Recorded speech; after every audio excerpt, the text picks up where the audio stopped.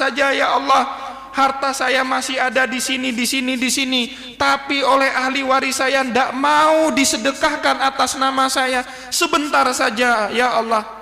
Kemudian ruh itu berkata, Rabbana absarna wa sami'na, ya Allah, kami telah menyaksikan apa yang dulunya engkau ancamkan kepada kami di dalam Al-Quran, yang kami baca saat kami hidup, tapi kami anggap itu sebagai dongeng semata.